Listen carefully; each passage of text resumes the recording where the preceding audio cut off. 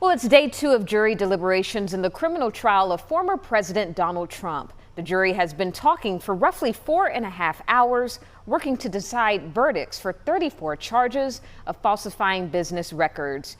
Jay Gray is outside the Manhattan courthouse, where the jury is hearing some key testimony.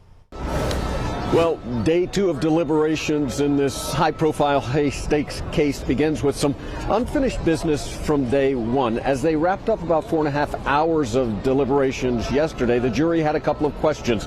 They wanted some key testimony reread, and they also wanted some clarifications as far as the instructions they received from the judge. And so they'll begin today in the courtroom.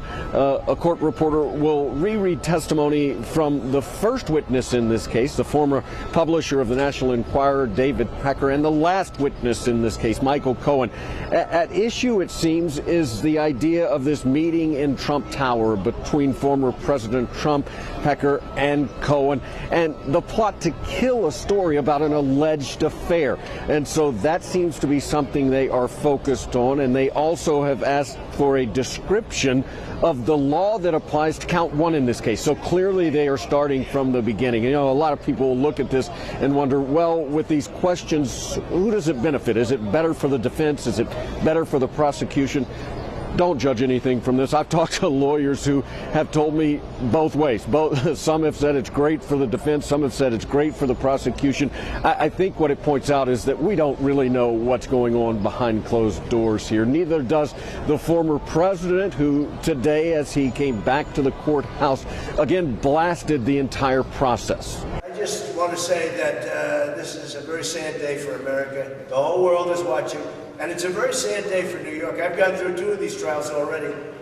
With the same kind of a judge. It's all worked. It's all rigged. The whole thing, the whole system is rigged. The former president has continued to call this trial politically motivated. He is required to be here inside the courthouse, not in the courtroom, but in the courthouse the entire time this jury is deliberating. Today, the judge says they can go until 6 o'clock this evening as needed. We'll continue to watch the situation here, monitor things.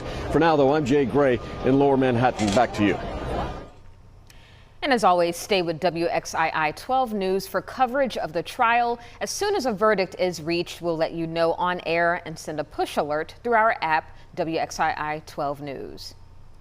Traffic is once again moving on I-40 at Highway 68 in Greensboro. This is following 2 separate crashes that caused significant delays. According to Guilford County EMS, a tractor trailer overturned on Highway 68 right at the ramps for the interstate. Now we're told the driver had minor injuries. A tow truck worked to get that tractor trailer back on its wheels.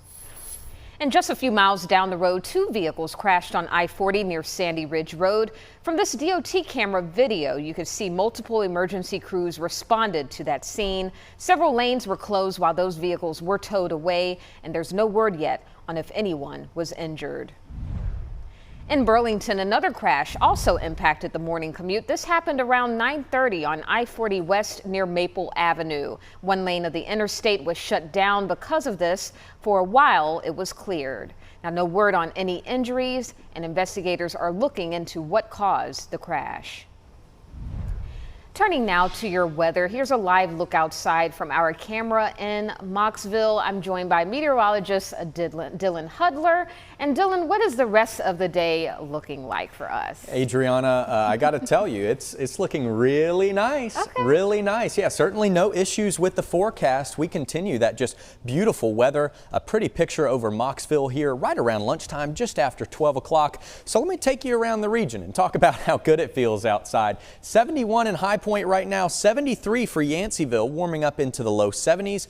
Off to the west, though, that drier air still keeping us on the cool side through the mountains and in the high country. 61 in Jefferson right now, 58 in Sparta. It's lunchtime.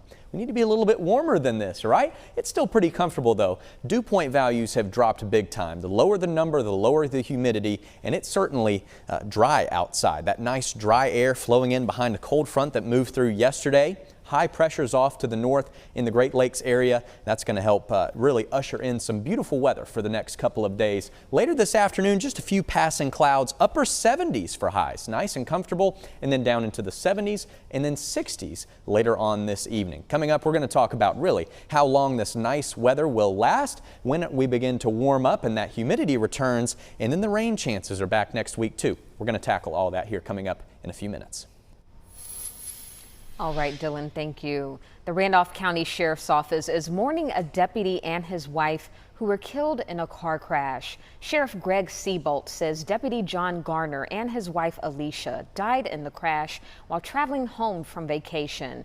Deputy Garner retired from the Sheriff's Office as a lieutenant in 2021 with 22 years of service. He later returned to the Sheriff's Office where he was currently serving part-time as a bailiff. In Davie County, a man is facing charges in a crash that killed a motorcycle driver. It happened last night on Highway 801 in Farmington. State troopers tell us Timothy Hudson's pickup crossed the center line and struck the motorcycle. Now we're told the motorcycle driver, Mark Dellinger, died at the scene. Hudson is now charged with DWI and felony death by motor vehicle.